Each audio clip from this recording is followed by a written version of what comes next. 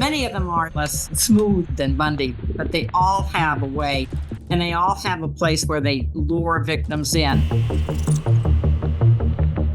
The manipulative behavior is, what did they get you to say or do that you wouldn't normally do?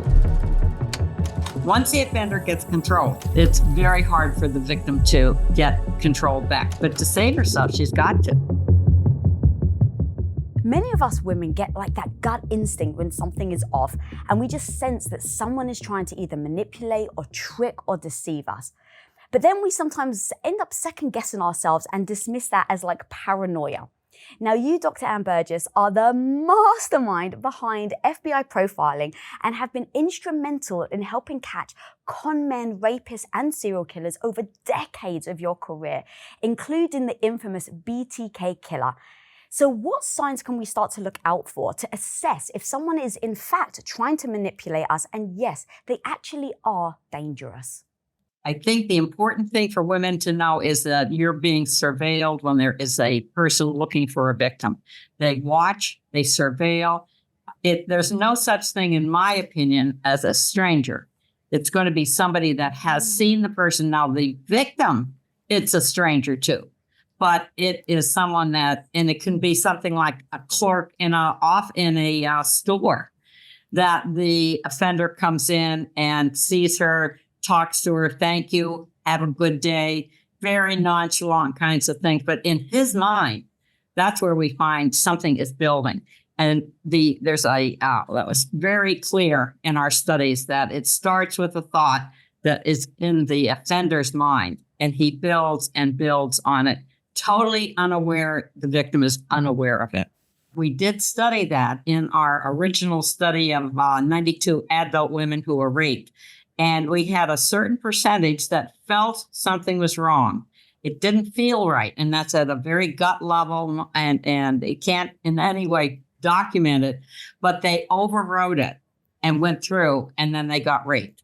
So number one, if something doesn't seem right, feel right, don't go any further. And that would be lesson number one, because something is lurking out there. So pay attention to your instincts.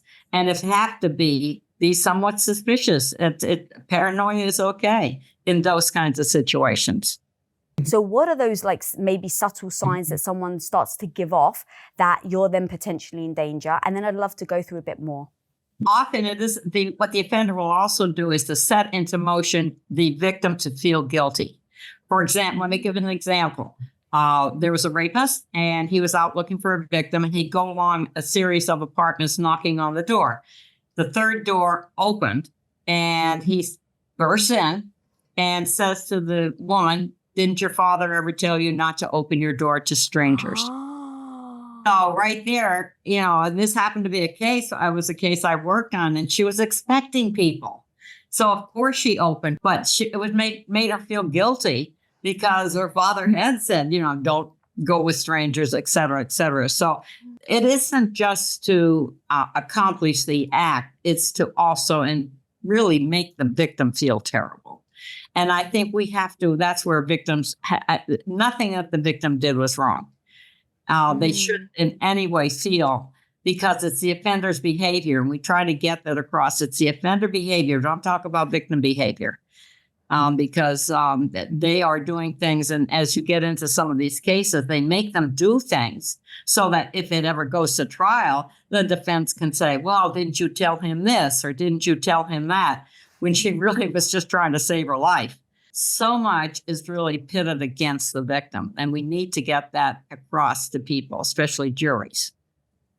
Yeah, thank you for saying that. And when I think about the Ted Bundy story about how he would have his arm in a cast, so how much of that that manipulation comes to like almost showing the power dynamic? It feels like it's like faking the power dynamic. Oh, it is. And he's a good example. Many of them are, some of them are less smooth, if you want to use that word, than Bundy, but they all have a way, and they all have a place where they lure victims in. It can be at a bar. That's a very different thing than what Bundy did, but they will get enough drinks in the young woman and then say, oh, let's just go outside and take a walk kind of thing. And you're into anytime the offender is able to get the victim to move from one location to another. That's so dangerous, so dangerous. That should never happen. Just stay where you are. So you have to think about ways to be able to manipulate the situation to get back in control. I think that's the important thing. And control, once the offender gets control, it's very hard for the victim to get control back. But to save herself, she's got to. You've got to keep emotion low, thinking high when you're in a tight situation, not the other way around. And many women, they get more emotional, and so their thinking goes down. So always think, emotion low, think high. I'd love to go through, you break down in your book some of the signs that a lot of these perpetrators have, or these predators have, and I'd love to go through a few of them if you're okay with that. So you talk about narcissism, that a lot of these rapists and killers are narcissistic. Talk to me about narcissism and why that is so evident in a lot of these cases. Well, you can tell that who they talk about themselves. If you get them talking, they're talking about themselves, and that's a good way to kind of do a little mental status yourself, or a little exam yourself if you've met someone. I always like to see how much will they tell you about growing up as a kid and who's in their family. Because a lot of times you can tell something about sibling order is good. Are they oldest? Are they youngest? Are they in the middle? And they're normal things to talk about. There's nothing too revealing unless he starts getting very upset over that. You'd sure want to get out of the situation. So I think that it's important to think of things when you're talking with someone, if you have that opportunity, and what will turn you on to, he's a narcissist. I really got to be careful. I got to get out of the situation. I always say, if it's someone that you just met, get out of the situation. Just politely excuse yourself and find somebody else, find some woman to. Yeah. But why is narcissism so high in a lot of the people that you end up arresting and all of the killers? Like, why are they narcissistic? Is it the lack of empathy that then allows them to do such heinous crimes? I think it depends more on their upbringing and what's gone on. That we were very impressed with what the 36 killers that we studied were. First of all, many of them were firstborn. So that gives a certain status. Where you are in the sibling order, top king, right? Top sibling.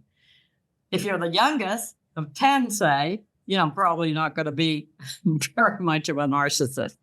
But at any rate, that was what we found in our sample. The other thing we found is the absent father. I was always annoyed and tried not to show it initially because so much of the literature was saying the domineering mother, the piled on, if you will, the mother. Well, if the father is absent, the mother has to be double the parent and be the one that disciplines. And that's hard. That's another good question to find out of who would discipline you in the family. Was it the mother or the father, or maybe not at all?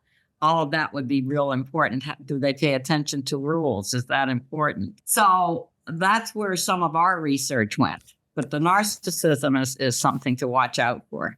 Now, when you have the deviant behavior, we'll go back to talking about the offenders that do really awful things, and they're doing more and more awful things, I should say. We have to talk a little bit about that later. But it is important to really appreciate how awful someone can be to another human being and what they can do. Where does that come from? I think that's really important that we get a look at that. And our sample were men that grew up more 40s and 50s, very different culturally than where we are now. But they still had access to, like, alcohol was more of a problem to them than, say, drugs. Nowadays, drugs might be more than alcohol, but there was always something that they had to have to either boost them up, so to speak. So even though we have decades of differences, I think we can still find important parts of the personality, as you were saying, that we should be wary of. Yeah, and going back to the father thing, actually, you write about, got the stats here, 72% of killers had an emotionally distant relationship with their father. There you are. That, I mean, you can't deny the stats, right? No. Okay, so something else you talk about is they're usually superficially charming. They are. They are. When I've talked to now 15, I've had 15 cases where they've been either death penalty cases or whatever, and some of them are very charming. Absolutely are. They are smooth. They will try to charm you. That's been their personality, so I don't hold that against them. It's just the way they were brought up. But that's what I'm interested in. Well, how are they brought up to do that? And what's their grudge? You always want to know there's got to be a grudge, something that they're really upset about. And the anger, you can't have murder or you can't have rape without a lot of anger. So what has turned that on in them? What has made them so different? Just saying, what's the most fun you've had in your life? I mean, there are questions that if you're talking with someone, or what I do when I try to interview them, is to see how balanced are they. Some of them won't say nothing in their life has made them happy. That's quite a statement. So what questions do you ask then in order to try and discover what that grudge is? Well, I always start with how far back can you remember? Because I want to know if they have can they go back age 2, 3, 4, 5? Do they remember kindergarten? If you have to kind of cue them in, who was your kindergarten teacher? There are all kinds of things that you can ask just about, and that everybody experiences their first school grade or their first school teacher, or did they have a favorite teacher? Always ask that, because what did that teacher do that made them the favorite? Or a teacher because teachers outside of the family are very important people to all of us, let alone a criminal. So there are, and then you can kind of measure their response to what you've asked in a very, just a normal way. That's so smart to think about the teacher thing as well, because if you go straight to the parent, it kind of feels like a little too intrusive. But if you ask about the teacher, it doesn't feel like you're prying too much. That's so clever. Or what's your first memory? That's always a good question. What can you remember? Do you dream? Do you have any dreams that you remember as a kid? Things like that. Or did you have a fight? You can then move a little bit more into, have you ever had a fight with somebody? Did the teacher ever really make you upset? We have a recent case that's been in the newspaper where it was a kind of a humiliating experience for him by a teacher, a coach kind of thing, in front of other people. And you can imagine that really did have an effect on him. So these are the kinds of things that you look for. Maybe it wouldn't have bothered 10 other boys, but for this one boy, it did. Okay, I'd love to go through a few more. So you talk Sure. about they have manipulative behavior. So what type of manipulative behavior do you see? Well, the manipulative behavior is, what did they get you to say or do that you wouldn't normally do? You go in to meet with this person and you all of a sudden find yourself going down a very different line of questioning. Has the person been able to take you off? But what the other thing is to watch what I call the associations. When you ask a question, what does that person next statement does? Watch the kinds of associations and then go for that kind of thing. That's really, really important. In other words, you ask him one question and he then starts on a different road. The other thing is, you don't want to go down that road. You can say, no, let's go back to the question. The other thing is to say, you're not answering my question. If you're well enough into the interview, certainly don't want to do that with the first question. You have to let them have a little lead, so to speak, and see where he wants to go. The other thing is, what metaphors are they using? Is there something that they won't directly say something? I remember in the Menendez case on the confession tapes that within, I think it's 2 minutes, that Eric had started talking about Bobby Kennedy. Well, now that's a metaphor. What do we know about Bobby Kennedy? Well, we know that he and his brother were both assassinated, right? So they both died. And here he is with a brother, Lyle, facing a death penalty, right? So even though you haven't asked a direct question, he's given some very interesting information when you're trying to evaluate. That happened to be a tape confession given to this a therapist that came in, and we had to analyze it. say I was doing the interview and he brought that out, I might say, how did that kind of come into your mind? Was that something directly? And he would answer. I think he would answer that because that's not something that would come in anybody else's mind, right? You're doing an interview, but for him, he had thought about that, obviously. And that might get us into a different line of questioning. Yeah, so you mentioned earlier that you'd been with people that are super charming, but also people who aren't as charming, is how you put it, in a very polite way. How do you know then situations if you're asking either one of these people questions and you notice they're using manipulation tactics on you to try and derail you in your thought process and you doing this profiling? Is there any moments where you either call them on their manipulation or go with their manipulation in order to make them more comfortable? Like, what do you do in those situations that you found yourself in? Well, you've got to get back in control. You can't let them have the control unless you have designed it that way.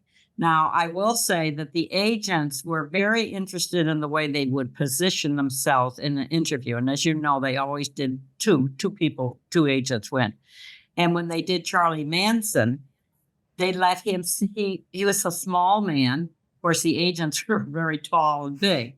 So they let him sit on a table and they positioned themselves lower than he was. So he was sitting above them, cross-legged.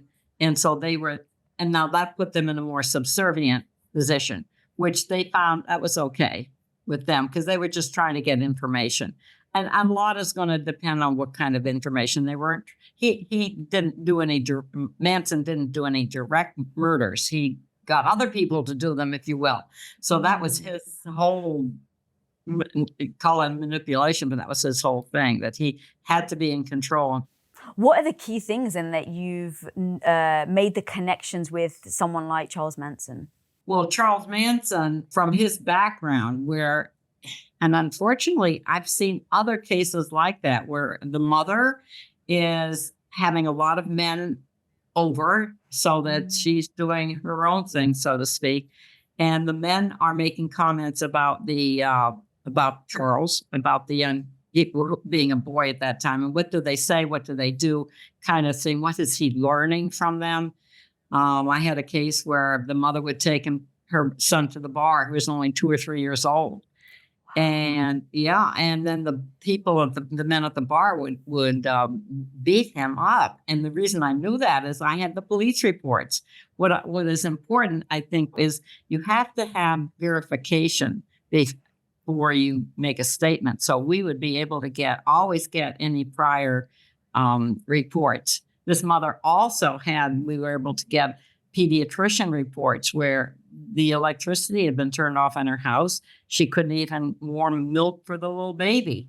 So all of those things are verified and very important to know the backgrounds of these young killers growing up. That's where I say you get some payoffs, is if you can find some information about that. In your book, you also say that they often will have a lack of empathy. And I actually have a quote of yours that really hit me. You said, "The mind of a serial killer is a labyrinth of darkness where logic and empathy have no place." That's true. They have at the time. Now, they will say maybe later they get it. John Barry Simona said at the time he didn't care. I mean, he was ruthless and he liked to commit his crimes in front of their family. You can imagine how horrendous that was. And he said at the time it didn't matter, but of course after he's incarcerated and so forth, he gets a little bit of empathy, and they always apologize, in court, right? So you have to be really careful. That's a good manipulation. You have to be sure that you're falling for that. Okay, so you also talk about the early indicators of somebody who is showing signs. So talk to me about the early indicators and why that's so important, and then how you start to identify what those indicators are. Well, the early indicators are any kind of behavior on the child's part, and we're talking children now, that shows certainly the anger, the impulsiveness, or injury to others, younger kids. older kids see younger kids, always have, that's why the family dynamics, did he pick on anyone in the family if he was the older to the younger? Or is with animals, you always want to know, did you have a pet? How did you treat that pet? What was the pet's name? What did you do with the pet? Many of them, they take cats and they set them on fire. I mean, things like that are just horrific. That's what Kemper did.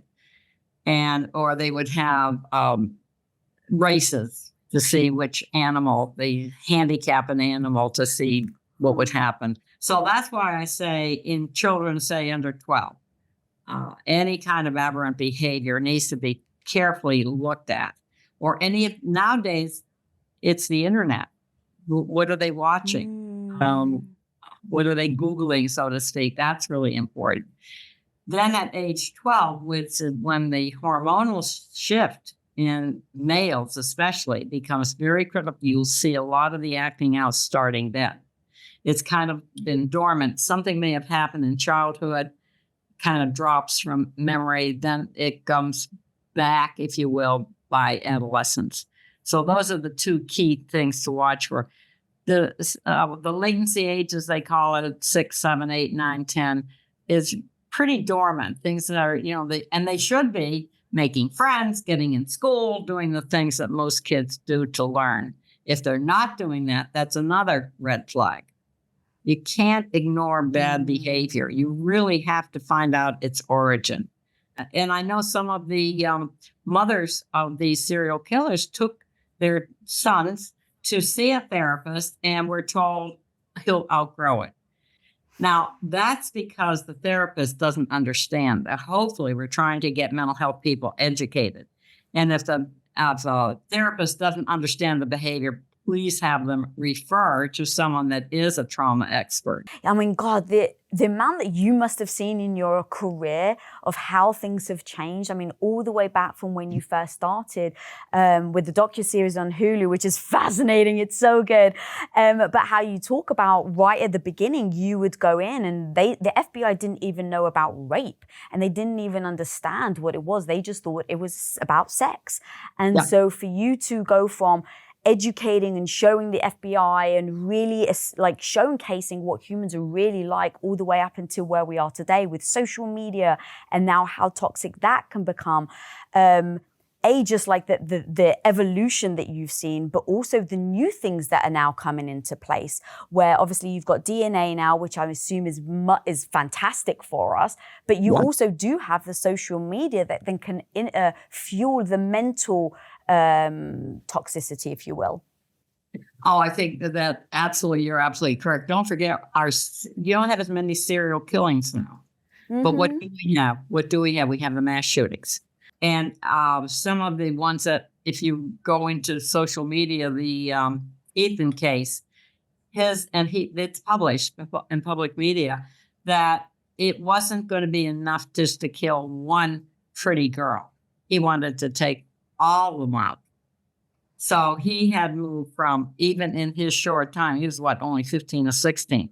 He had moved from a solo to the serial and then to the mass. And I think we've got to pay attention to that.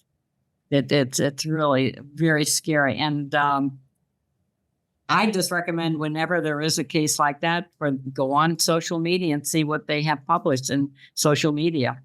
Talk to me a little about what you've noticed. Obviously, I understand this is generalizing and you've had so many years of knowledge, but generally, what are the things that you've noticed with women and the victims that you've seen in common? Because I'm trying to think through like almost characteristics of women that end up getting fooled or tricked or manipulated. Well, okay, so we've moved from understand that if somebody has targeted you, and you don't know it. Of course you wouldn't know it. What can you do? And it's going to be, do you have a ritual? Do you have a ritual way of behaving? That's something they always suggest, that you not have a ritual. In other words, every day you get up, you do this, you do that, and you get in your car, you drive to work, whatever. See if you can alternate that, or be aware. If nothing else, be aware if somebody is watching you, because they will be there. I don't think we teach that enough, to be suspicious. So those are the important kinds of things. And then if you get into a conversation with someone, What are they interested in? What are the questions they ask you? Are you answering them? Like, and young people go on social media and they answer them. They give information that they shouldn't. They even send photos. So those are the kinds of warnings that we have to tell young people about. But they say, oh, everybody's doing it. Well, everybody shouldn't be doing it. The other thing, we don't talk a lot about is boys' behavior. It is the boys generally that are going to be turning into the aggressor. And so what are we doing to deal with that? I'm making some assumptions, so I would love for you to set me straight, but I assume that they go after people that can't fight back, somebody that doesn't necessarily have that backbone, that they're going to go after somebody that is going to trust very easily. So someone that's going to give their information online, that is going to be more open to giving that type of personal information. And then potentially you said rituals, people that do rituals. Would that mean somebody that is less, let's say, a little less observant of the outside world? That could be. Absolutely would agree with that, but they need to change and be more aware. I think the kinds of things it's like we have to speak up. We have to assert ourselves. It's not in our nature necessarily, so we have to work at it hard, and be encouraging and supportive to women. Yeah. So you said it earlier, and I'm so curious. So you said most young boys, so males, are the ones who end up being the serial killers. Why is that? Well, I do think there's a hormonal shift that happens. I think the testosterone, I had a good colleague that always said we have a drug problem in America, it's testosterone.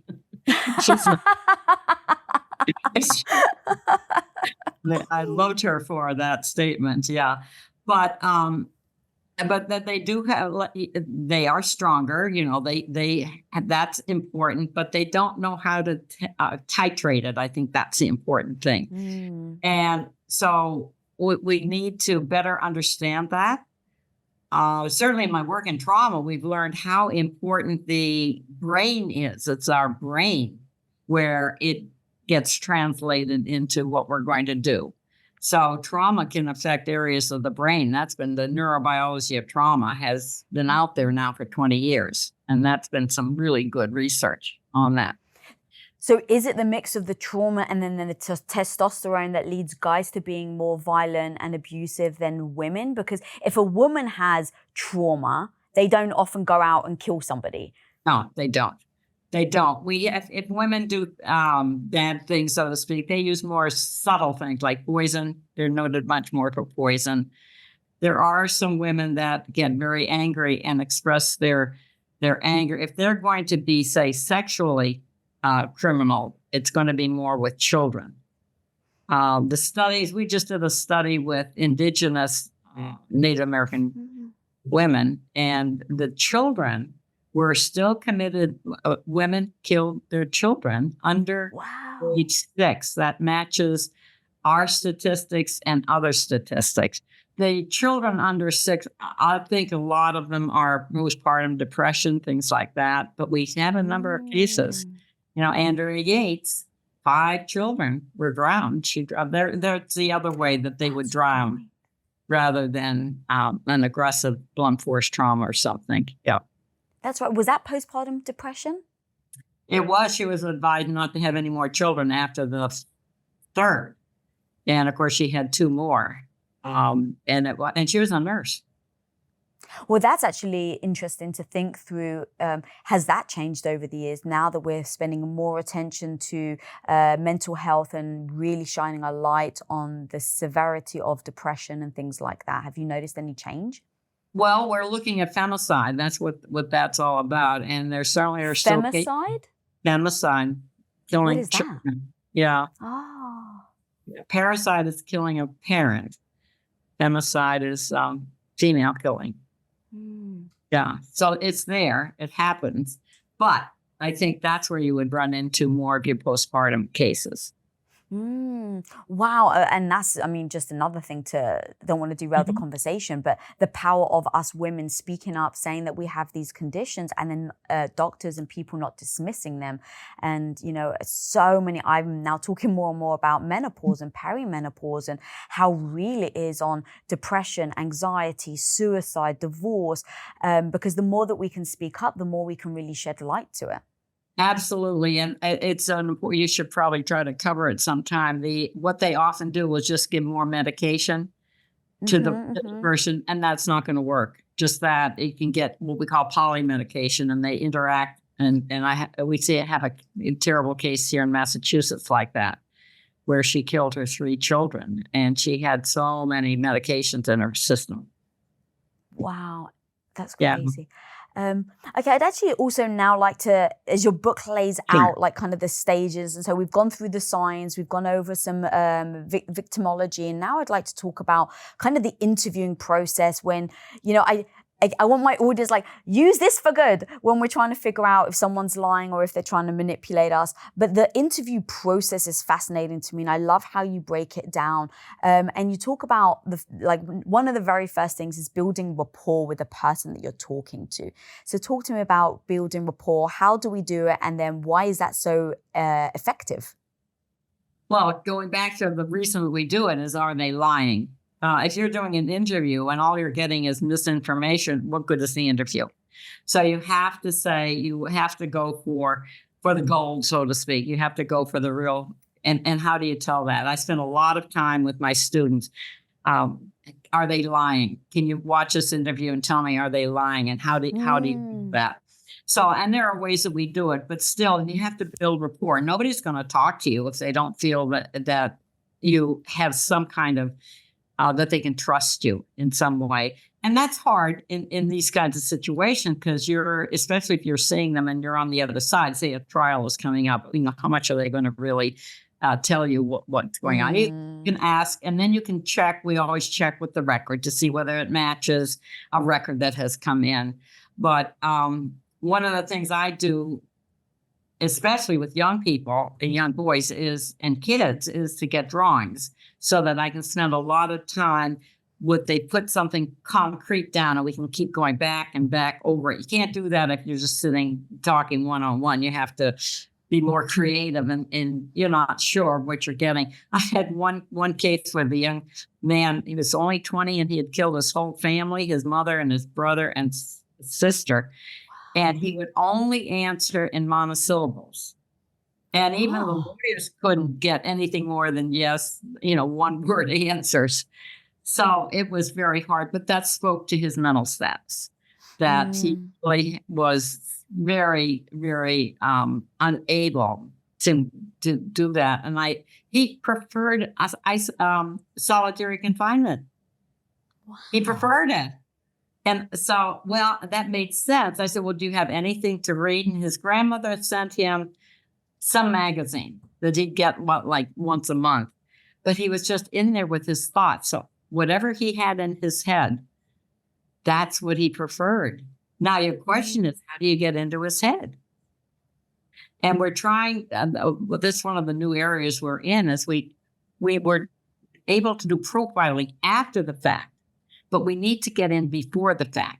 And what are they thinking of? How are they developing the thought? And that's where their writings are so important. So we're using, that's where we're using machine learning to try to analyze it, large amounts of information to see if there's anything that we're missing. And we're finding out using what's called topic modeling that the things that they're thinking about, we're not asking. So maybe we are asking the wrong questions. So that's where we're at now. But how do you get into someone's head before they act? And will they tell you? Well, they'll tell you if they've written it down on social media. That's some payoff. That's where we got to go next, I think. So what do? You pull some of their stuff from social media and then repeat it to them? No, you run it through the machine learning. We have a paper out where you run it through AI. It's a machine learning, and it does it in minutes.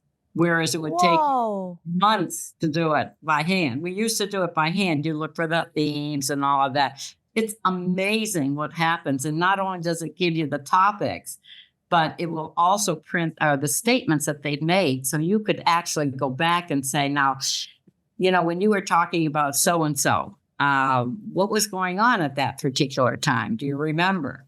And see what kinds of information you can get. Wow, you must be like losing your mind, especially going back to seeing all the old videos of you with like all the paperwork and the handwritten notes and the fact that like certain states weren't talking to each other. And that's why obviously serial killers got away with so much, because they would just hop from state to state. Yeah. So now to think that you can just like make a command on AI. Yep. It's amazing. Amazing. It really is. Yeah. It's amazing. Yeah.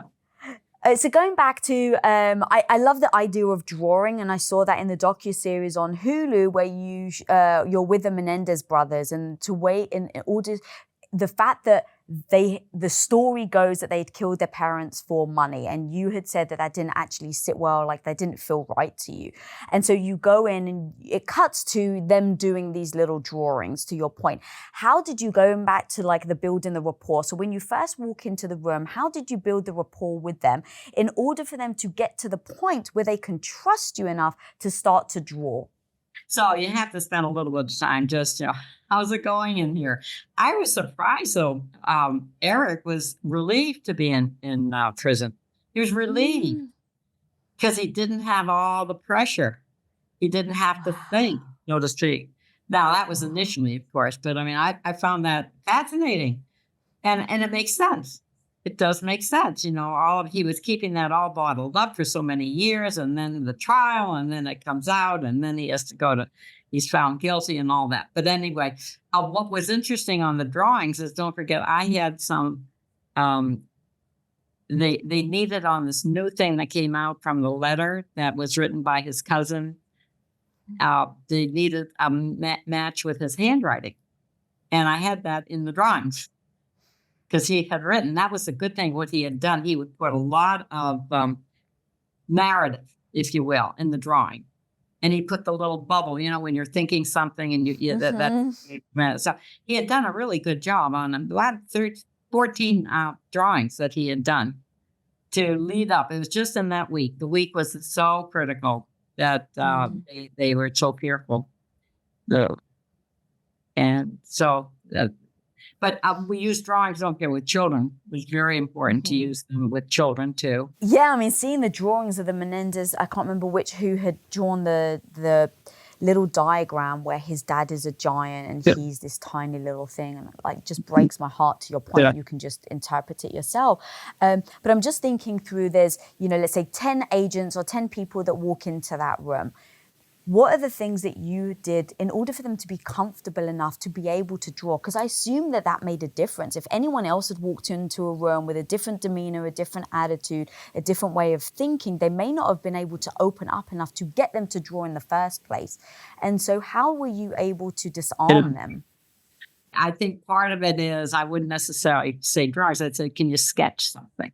So they wouldn't, that even the words seemed to make a difference, and say, this was really to help me understand what you were going through.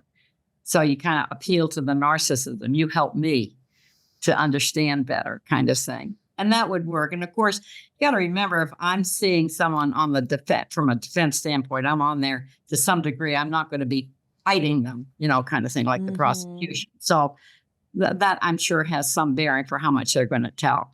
But if they really want to, it's up to them how much they're going to tell you. It's always come down to that. And you can only say, the more you tell me, the more I can try to help you. You can't promise, right? But you can certainly say, I can try to help. Yeah. You also talk about the how important active listening is. Active listening, right.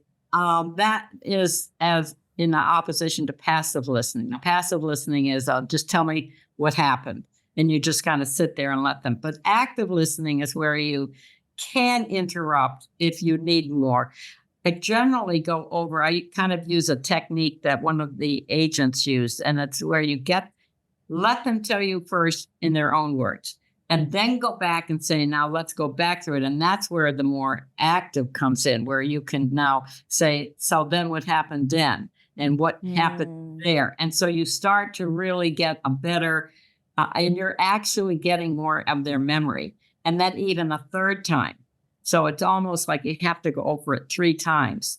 And you say to them, I'm doing this because I need to really get the information in my own head, or, write it down or whatever, if you're not tape recording it. And you keep getting more and more information, but that happens anyway, right? If you go through, say you have a minor car accident, and you're trying to tell somebody about it. Each time you tell, you remember a little bit more. And it's just memory. It's human memory. So it's the same when you're going through a crime case. And so what about as they're talking and let's say they derail, especially if they're a narcissist, to your point, is they're going to want to talk about themselves, maybe in a different light, maybe painting themselves in this perfect picture. And you say the importance of patience in those situations, patience and persistence. How on earth do you have the patience, Dr. Anne, when someone's trying to really play mind games with you? Oh, well, you have to cut them off. And it can be done very nicely. It can be, okay, now you said that, I want to go back and see this, so you pull them back on track. Don't let them get off track. You really can't, because they're masters at it. And I go, your clue is they're going to blame somebody else. Something else happened. It wasn't their fault. That's mainly what they're going to do. So the minute you catch on to that is your clue, right? Yeah. So what do you do when they're just trying to blame somebody else? Well, you can challenge them if you feel comfortable enough. Well, she did this. If she hadn't done that, I wouldn't have done this. If she hadn't moved, she wouldn't have run into my gun or my knife or something like that. But it did. So what she did do. So what was that all about? And you have them go back, and it's not that they're not going to blame somebody. It's a natural, I think, phenomenon to want to not admit that you've done something wrong.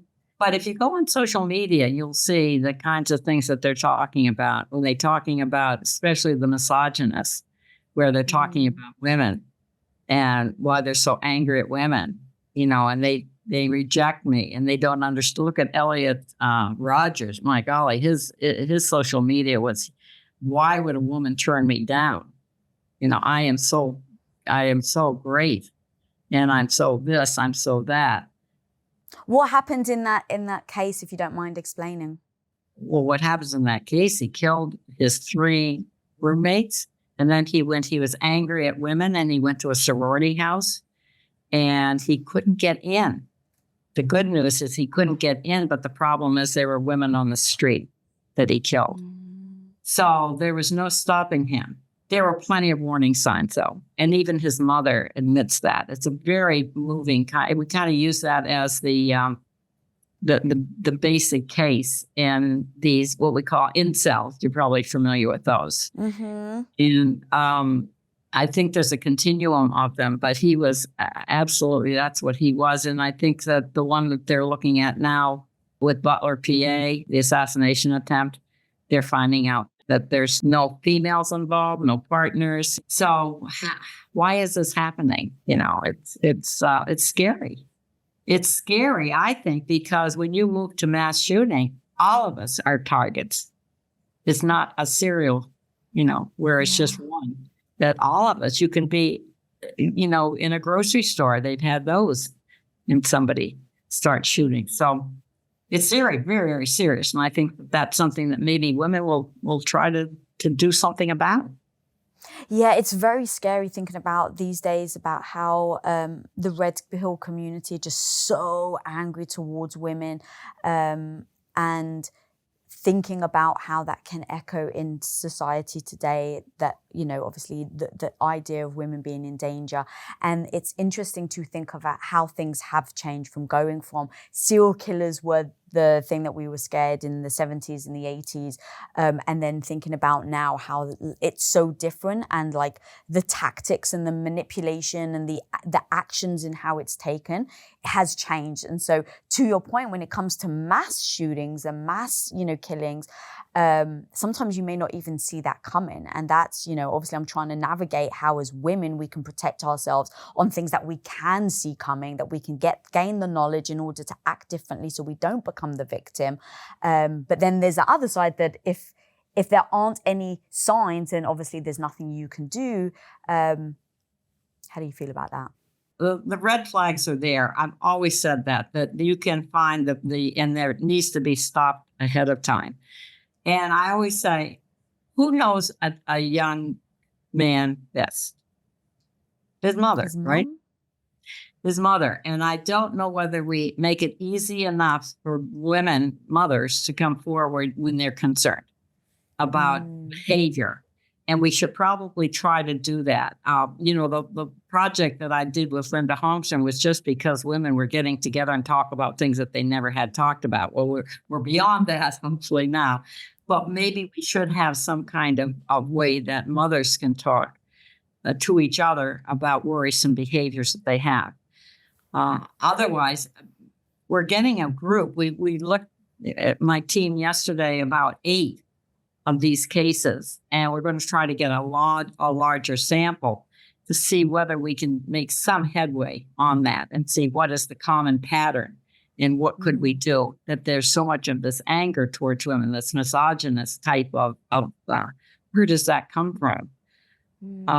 And unfortunately, it's the narcissism goes back to your original question. The narcissism. What's the matter? I'm so great. Why are they not paying attention to me? I actually want to go back to something you did say earlier about, what's the psychological state of that person? If they've been neglected by women, if they've had women dismiss them, then understanding as a woman, if you then, let's say, for instance, they've been arrested and you're going in, you're asking them questions. I would assume if there's somebody who's psychologically against women, hates women, that are they going to be more abrasive towards you than if it was a guy?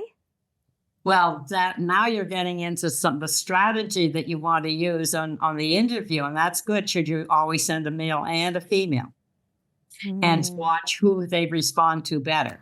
I prefer that. I always try to go in with another a second person, be a male, and that can tell me if they're answering his questions more than my questions. Right there, you've done your little test.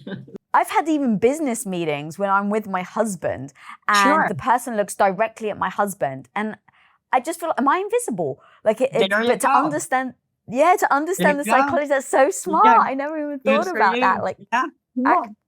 That's fascinating. Okay, so when you do then, what are other strategies you use when you go into that room?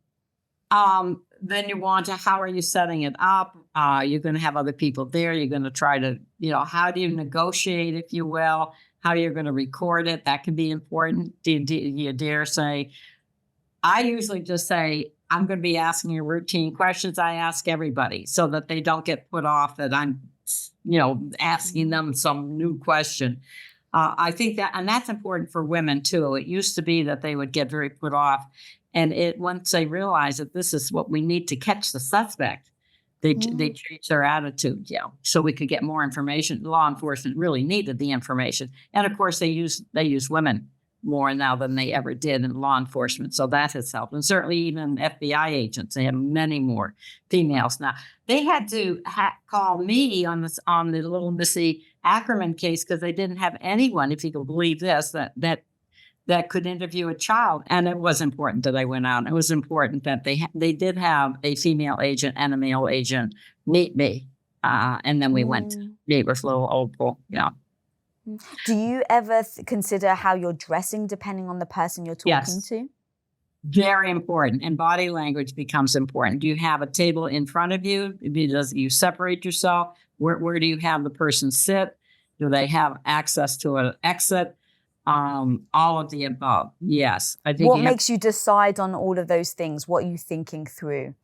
I routinely wear the same thing so that I don't in any way discriminate. And it's easy nowadays that you can wear pants, pantsuit. Mhm. Makes it, I think, much better. Make myself as neutral as possible so that they can project on you. That's my theory, is I want them to project on me, not my hairstyle or do I do this or do that, jewelry. I do the same thing when I go into court, make myself as neutral as possible. I always wear the same suit. But that's for my benefit. I don't have to think, oh my gosh, what am I going to wear? It's just there. Yeah. So the less I And- have to decide, the easier. There's something super interesting about that, though. I'm kind of a bit the opposite, and I wear a lot of jewelry and have my hair really crazy. But a lot of that is for me to build my confidence, Sure. be able to show up. But thinking about what you're saying, especially in your position, that if you're able to, like, let's say you're going to court and giving, testimony or something, allowing yourself to not be flashy in any way actually brings them weight to what you say. And then also thinking about when you're going to interview or talk to a potential offender, in thinking that if you don't trigger them in any way and you kind of are a shape, you kind of said like I was picturing gray. I don't think you actually said that, but I was kind of picturing like monotone. And then thinking about how they can then mold you into who they want you to be. That's right. That's right. Yeah. And it depends on how many times you're going to see them. Now, the agents do something interesting. In my book, everything is a test down there. And they go down there and Douglas would have this skull on his desk, and, just sitting there. And he would watch to see if you looked at it. So do you look at it? Do you comment on it? What are you going to do about it? He would do the same thing in his interviews. His interviews with potential suspects was very, very carefully scripted. He had one of the, on Mindhunter, one of them, he made them get all these folders so it looked like they had all this information on him. And they even had the stick. She was a little drum majorette, and they had her little thing there. And they used it. He would use it at the right time to bring that in because they were trying to get a confession, and they did. It's in the series, and they were successful in getting a confession. So then they had what they needed. So all of that becomes important, and that's all very strategically done. So you said about the table, thinking about if there's a table in front of you, if there's one to the side, where the exit door is. Why do all of those things matter, and what is your preference? Well, my preference is of course, I'm thinking of my own safety too. So I always like to have access to an exit, and I have the exit, and then I put my person I'm interviewing with a table. I always have a table because I'm writing, and they're more they can't escape, so to speak. I can get out first before they do. That I would do if I'm interviewing someone that I think is dangerous and then could do something. When you're doing it in jail, they of course always have guards around, so that's not necessarily a problem. I will say that the one case of my Henry Wallace case, who was called the towel rapist, a strangler. And when I went into the room, they had us use, Bob Ressler was with me, they had on the table, because it was like a little kitchenette too behind, some towels. And I thought, you got to get these out of here. So I said, please remove the towels. Because you don't want anything to trigger. I mean, there's your trigger. Yeah. Oh, God. And that would trigger me just walking in knowing the story. Oh, God. That's crazy. Okay, I have actually some stats that I would like to go through with you, and then a couple of cases if you're down for that. Okay. All right, so a couple of stats that I've just, from your book and then other research that I've done. And I'd love just feedback. 51% of killers that you interviewed are above average in intelligence. Well, you have to be to get away with it. Don't forget, serial killers get away with their murders. So they are organized, they plan, they think it through. That's all part of the pre-planning that they get as much out of as actually committing the crime. So that shouldn't surprise us. The ones that aren't would be what we call more disorganized, and it's more impulsive. And these are the cases I can think of Marquette, where he would meet a woman in a bar. They drank and drink and drank, and he probably would get so inebriated that when he said, "Well, let's go out or something," and he would kill them outside. That was someone who was kind of spur of the moment, not necessarily that he hadn't thought about it, because he went to prison for the first one, gets released, comes out and does 2 more. So prison didn't do anything for him. And he was the one that said, "Oh, I didn't hurt them." They often will say that. Well, they just killed them, but they didn't hurt them. I mean, their thinking is, you've got to realize their thinking is not logical. But luckily we realized that he had hurt them, because on autopsy, they said that their fingernails were missing. So you know how. Oh, God. Yeah. So how painful would that be, right? Have your fingernails pulled. Well, that's a torture technique, right? You read in these awful, some of the war stories of what happens. So you always want to be able to back up and check out what they have told you. That's just, they're very bright. The 51%, they're very bright. So what's going on in the psychology of somebody where you can kill somebody, but then insist that you didn't hurt them? Like, what is that? The narcissist in them? Is that, no, even they are human and they have moments where they have the shame and the embarrassment and they're trying to hide from the truth? Depends what they want to do with the body. Don't forget Ed Kemper. He did that. And he's one that said, "I didn't hurt them." But he did a lot of things to them afterwards. But why do you think that was important for him to say, like, "I didn't hurt them"? Well, that was just spontaneous. And it's really said as if he's trying to defend himself. Yeah. That's what I mean. It comes from like almost a defense of like, no, it's okay. I didn't hurt them. I just killed them. Like, that just seems so disconnected. I mean, I guess that's the explanation, in that there's just massive disconnection, but. Right. Wow, that's crazy. Okay, I got a few more stats for you. In 2021, 34% of female murder victims were killed by an intimate partner, while only 6% of male victims were killed by an intimate partner. Why is it so common that ends up becoming the truth, where when you find somebody killed and you now look the first person to be their partner? Well, they usually on a homicide, they're going to be looking for the ex-partner, right? I mean, that's what your statistic says, and that's what's true. And sometimes they can get it very wrong. It's not the ex-partner, it's somebody else. It could be, but it is, I think that these domestic violence cases are not taken as seriously. The women have got to come forward and realize how serious it is. So, and I've done a couple of cases where they almost murdered the woman. She admitted that she almost died, and then will not come to court to testify against them. So I have to go in and do what's called, this is in New York State, the unavailable witness, where I have to, luckily they have that in New York, so that you can explain why. I have to explain to the jury why she wouldn't, after being almost murdered, she would not come in and testify. But to say that this is not uncommon, that this can be common in these in these battering cases. And so the jury at least has that information of why she wouldn't come in, because you're supposed to confront your accuser, right? So in a way, that's where the states get around.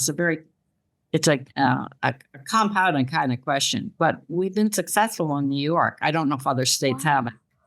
Yeah. What's the reason then? What is happening where they don't want to confront or even testify against them? Love is a very complicated emotion, right? And a lot of them sometimes they'll say, I love him, and he said he wouldn't do it again. That's your cycle, They bring them flowers and candy, and I'll never do it again, etc. And the woman buys it. The other thing is for the children. If they have children, in this one of the cases, she just didn't want to disrupt the family relationship for whatever. And so, and it could be for other things. It could be embarrassment, shame, a lot of different reasons. So you can't say it's just one. There's a lot of reasons. And you have to get into that if you're going to try to explain to a jury why she wouldn't want to put the person away that almost killed her. Yeah, when you think about, I mean, to your point about the power of love, is, I mean, crazy when you think that people will kill because of love. People will forgive someone trying to kill them because of love. Yeah. The other thing that is important, and in this case, this happened too, he would call her at out of prison. He would get around it somehow. You're not supposed to make calls or whatever. And there was a protection order. He was not to do this. So he even broke the rules in prison, in jail. It's in jail. So, I mean, even, and you have to bring that up. I mean, why she would believe that he really is ever going to change. He's never going to change. Yeah. The power of love, as you said, that's crazy.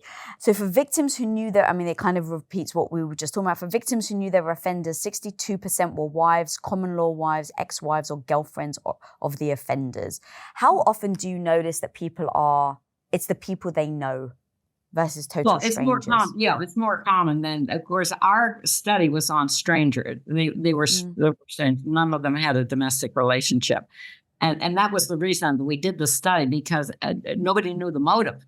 That was a big problem. Nobody knew the motive.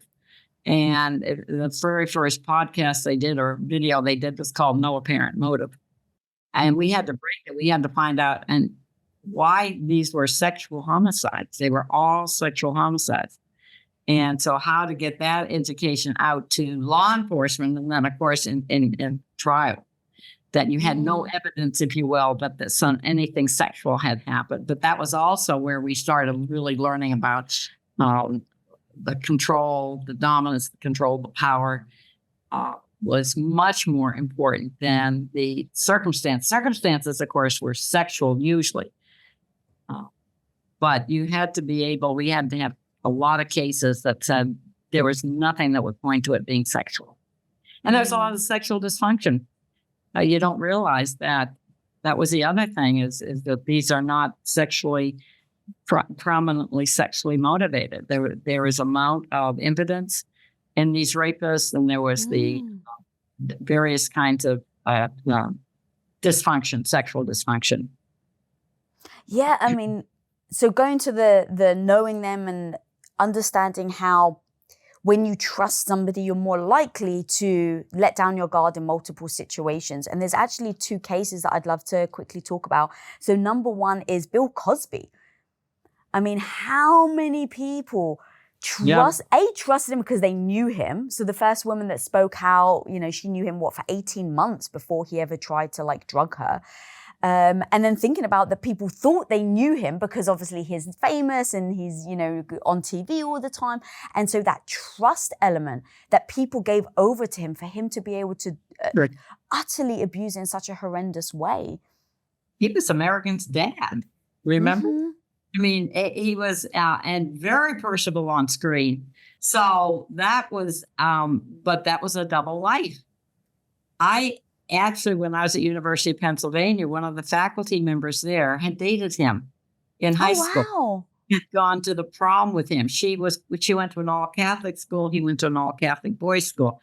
And I said to her, did you notice anything? And she said, no. She said, no. And she wouldn't believe it initially. And of course, then it got overwhelming as more and more victims came forward. So he was that well loved and liked, and never showed this side of him. So that behavior probably came out later, maybe after college, when he got more narcissism, if you will. And and interviewing Andrea Constant was very eye-opening. And she was very brave to come forward. As you can imagine, that was not an easy. But she found she was so symptomatic. She had a leaked temple. She had to come back to Canada. And what was it? And she finally had to tell her mother. And her mother, who he had really made specials, that was part of his charm, was to bring the family in. So it was hard. It was hard. But I think they finally got 40 or 50 women that had come forward, all very similar pattern of what he would do. He always drugged them so that they weren't aware until afterwards.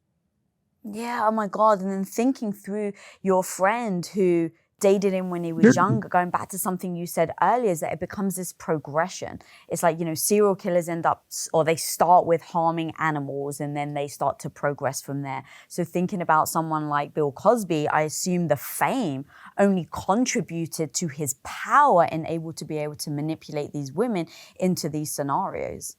So I'd also like to talk to you about Henry Wallace, who was known as a Taco Bell Strangler. Henry was and he would be one that was very charming. Everybody liked Henry.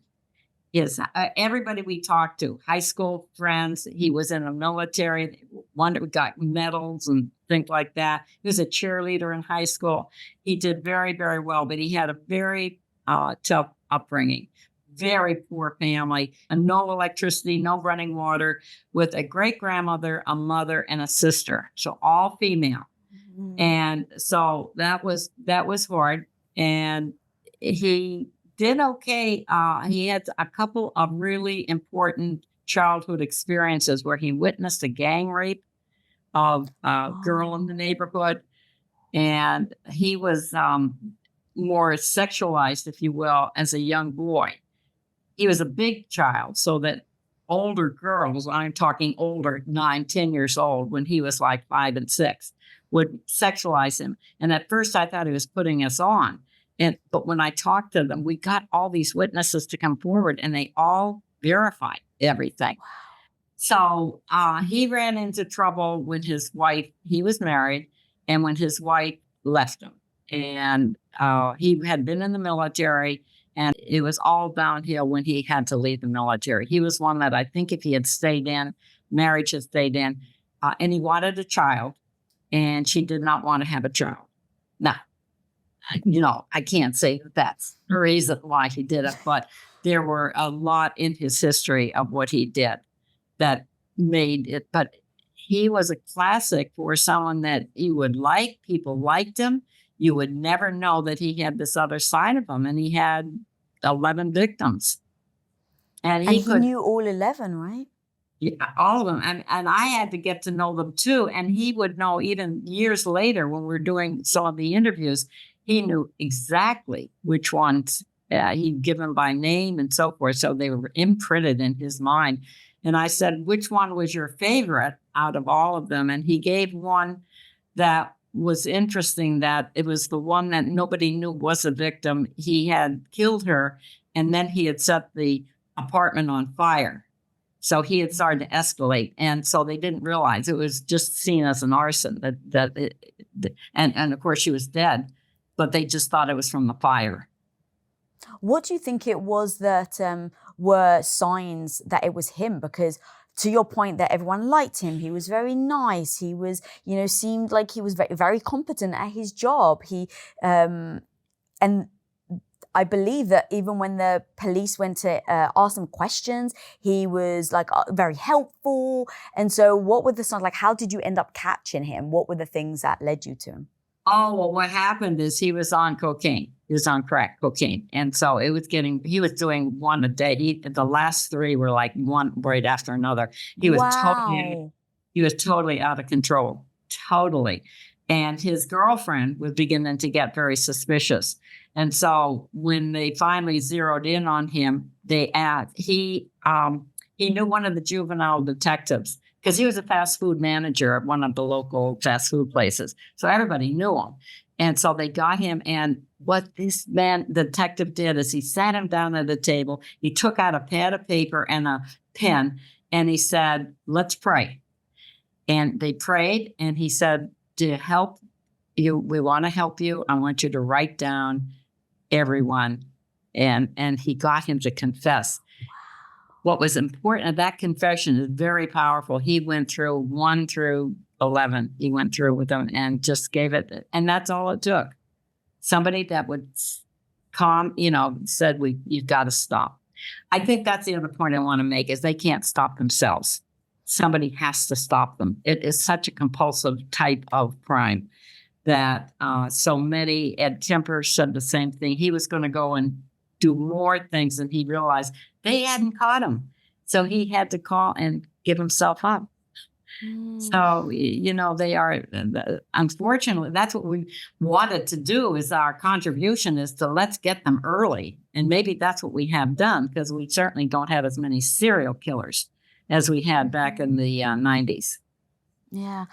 And look, all the work that you're doing and making, bringing so much of this awareness to the general public, writing your book, multiple books, doing the Hulu show, the Mine Hunters. I mean, your work is absolutely impacting so many people, and I'm 1,000% sure that this interview today and you taking the time to do this is really going to help so many women out there. If people want to support you then and the work that you're doing, how can we support you? I would say just support through Rape Crisis, through that kind of mechanism.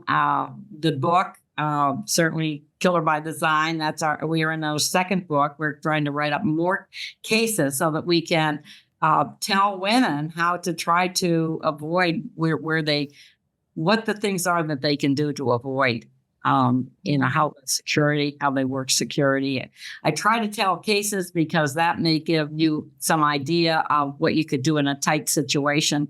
You've got to keep thinking high, emotion low. If you want to know the type of woman that is targeted by psychopaths, manipulators, and con men, then click here right now. When you put the 4 of those things together, you kind of create the perfect concoction for a con man to step in, and they leave you high and dry, broke,